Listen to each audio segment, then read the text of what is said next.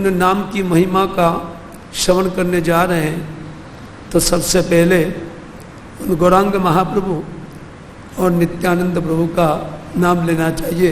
जैसे हम लोग कीर्तन कर रहे थे तो इस कीर्तन का थोड़ा सारांश देख करके हम लोग आगे बढ़ते हैं। इस कीर्तन में श्री भक्तिविनोद ठाकुर जो महान भक्त कवि है और हमारे संप्रदाय के आचार्य है, तो वो कहते हरिबोल हरिबोल हरिबोल भाई रे, हरिनामानिया छे गौरांगनिताई रे। तो कहते हैं भाई आप लोग केवल हरिनाम का कीर्तन कीजिए, हरिनाम का कीर्तन कीजिए, सदैव हरिनाम गाइए, क्योंकि ये हरिनाम गौरांग महाप्रभु और नित्यानंद प्रभु उनको यहाँ लेकर के आए हैं। गोलोकेर प्रेम धन हरिनाम संकीर्तन, ये यहाँ का वस्तु नहीं है, ये गोलोक का वस्तु है। श्री कृष्णचंद्र ने बहुत कृपा करके उन गौरांग रूप में आकर के हम लोग को ये हरिनाम दिया है।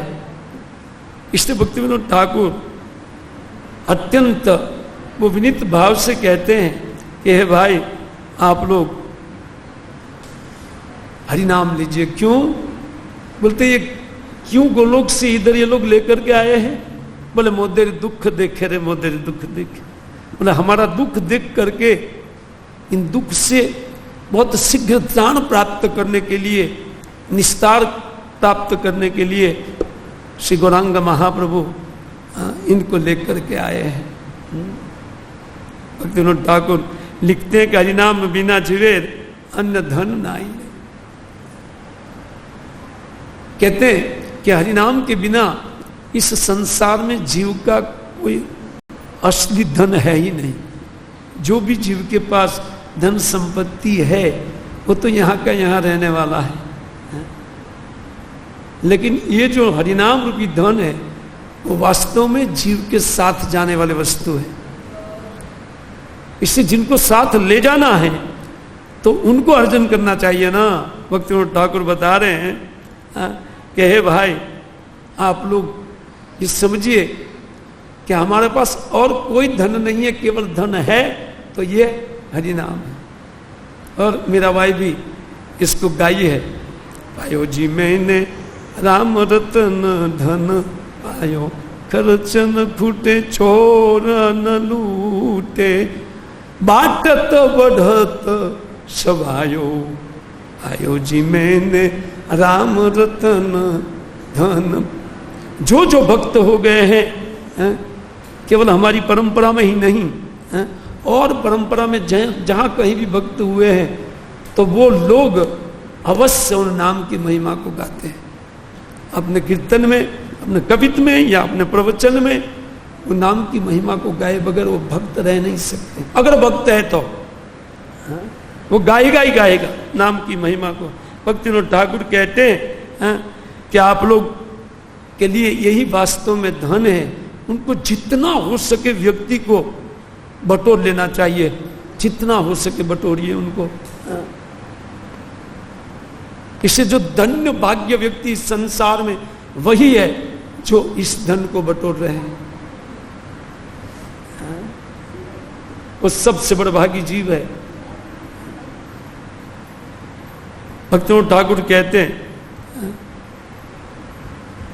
कि इन हरिनाम का बल देखिए, क्या बल है। वो कहते हैं बड़ो पापी छिलो रे, बड़ो पापी छिलो। ये सबसे बड़े पापी जगाई और मधाई कहते हरिनाम शुद्ध होइलो जगाई मधाई रे। इतने बड़े पापी होकर के भी केवल हरिनाम के बल से, महाप्रभु की कृपा से वो तुरंत उनका हृदय शुद्ध हो गया।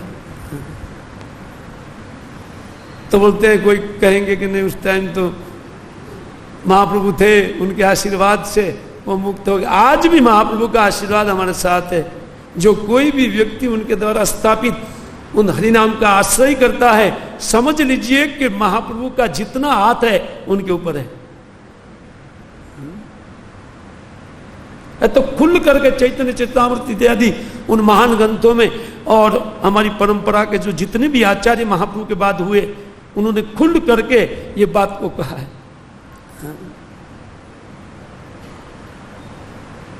पता नहीं हमारी समझ में इस नाम की महिमा क्यों नहीं आती है। वस्तुतः तो हम लोग नाम की महिमा को अगर समझे होते थे तो निरंतर नाम मुख से निकलना चाहिए। महिमा अगर समझने वाले व्यक्ति वो निरंतर, वो रुकेगा नहीं, उनकी जीभ रुकेगी नहीं हरिनाम गाते हुए, हरिनाम का जप करते हुए। लेकिन ये नहीं हो रहा है, उसका अर्थ हमारे हृदय में उन नाम की महिमा नहीं है।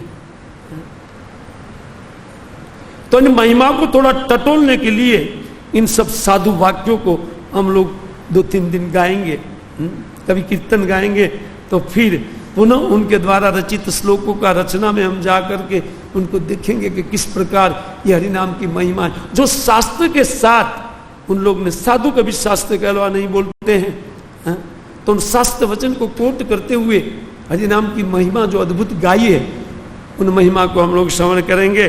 तो कहते बड़ा पापी छिलर है, तो बहुत बड़े पापी होने के बावजूद भी केवल हरिनाम शुद्ध है, केवल नाम के बल से वो शुद्धि प्राप्त किए। लेकिन कहते मिछे मायाबद्ध है आमी आमार बले रे, लेकिन फिर भी मायाबद्ध जीव इतना जानते सुनते हुए, जैसे हमारे जैसे हम लोग जानते हैं महिमा को, नाम की महिमा को, और कुछ लेते भी है, क्योंकि दीक्षा शिक्षा ले लिए हैं, इसलिए कुछ माला तो वो करना ही है, एनी हाउ करना है, भले मरते हुए करे या कुछ भी करे, रोते हुए, लेकिन करना है उनको। वो भी बहुत अच्छा है, किसी भी प्रकार नाम को लिया जाए वो वस्तु तो धन्य है, लेकिन अगर उनकी महिमा समझते हुए और नाम को अगर गाया जाए, महिमा के साथ चित्त में महिमा स्फुरित हो और नाम गान जीव के ऊपर है, वो तब तो जो उनका फल निकलता है वो अद्भुत फल है। लेकिन भक्तिविनोद ठाकुर कहते हैं कि बीच में आमी आमार बले रे, आमी आमार बले रे, ये तो मैं हूं और ये मेरा है, वो कहने में ही जीव ऊपर नहीं आता है। संसार को दिखाने के लिए मेरा परिवार है, ये हमारा है, या हमने खरीदा है, यह है वह है, तो ये हम, मैं और मेरा। लेकिन कहते मिच्छे मायाबद्ध है ये जीवन का ताई रे, मायाबद्ध जीव का ऐसे ही मैं और मेरे में पूरा जीवन कट जाता है। क्या दुर्भाग्य है, दुर्दैव मित्रसम यह जानी न अनुराग। चैतन्य देव कहते हैं ये मेरा बहुत बड़ा दुर्भाग्य है कि भगवान वो जीव का वस्तु तो प्रतिनिधित्व करते हुए कहते हैं, वो तो साक्षात भगवान है, स्वयं भगवान, लेकिन हमारे पक्ष में वो बोलते हैं कि दुर्दैव मित्रसम यह जानी न अनुराग। ये भगवान आपने इस नाम को इतना सरल और अपने शक्ति से संपन्न बना दिया है, लेकिन मेरा दुर्दैव इससे भी तगड़ा है, दुर्भाग्य। क्या? तो बोले आमी आमार बोले जीवन कटाई रे, तो मैं हूं और ये मेरा है, बस उसी में व्यक्ति का जीवन कट जाता है। और ये अद्भुत समय जो हमारे हाथ में है, वो नाम धन को एकत्रित किए बगैर ऐसे ही चला जाएगा। इसलिए कहते हरि बल हरि बल हरि बल। ये भाई आप हरि नाम उच्चारण करो, हरि नाम उच्चारण करो, कहते हैं, तो बोले नहीं हमारे पास कुछ ना कुछ आशा तो है ना। बोले कहते आशार शेष नहीं रे, आशार शेष। अरे तुम कितनी आशा करोगे, आशा का कोई शेष होने वाला, एक के बाद एक के बाद एक। जैसे हिमालय में शिखरों का कमी नहीं है, उसी प्रकार आशा का कमी एक के बाद एक उठता रहेगा। नहीं, हिमालय चढ़ने वाला सोच बहुत ही आखिरी टूप है, ऊपर जाएंगे तो एक दूसरा एक तीसरा। ऐसे जो जीव के हृदय में जो आशा है, इस संसार भोग की इच्छा लालसा, उनको आशा बोलते हैं। बोले आशार शेष नहीं रे, आशार शेष नहीं, जो ना आशावश्य घूरे घूरे आर को था जाई रे। मतलब वही कुंठ काय को जाएगा, वो आशा के पीछे घूमते हुए वो वहीं वापस आएगा जहां से वो गया है। इस संसार में वो वापस आएगा। क्यों? वो आशा लेकर के गया है उन भौतिक आशा को पूर्ति के लिए भौतिक संसार में वापस आएगा। बल्कि हरिनाम धन जो ले लेते हैं वो तो गोलोकेर प्रेम धन, वो यहां रहते हुए उन गोलोक के प्रेमियों के सदृश भगवान में प्रेमवंत हो जाएगा, भगवान में प्रेमवान हो जाएगा। अगर इस धन को वो लोग बटोरेंगे तब। लेकिन कहते हैं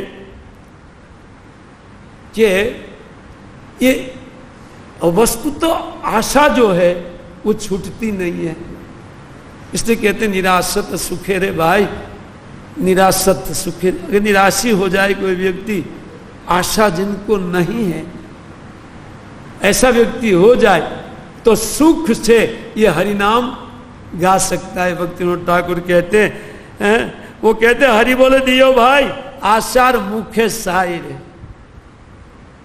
बोलते हे भाई आप लोग हरि बोल करके उन जो आशा है ना, वो आशा का मुख काला कीजिए, वो जाए आपके पास से।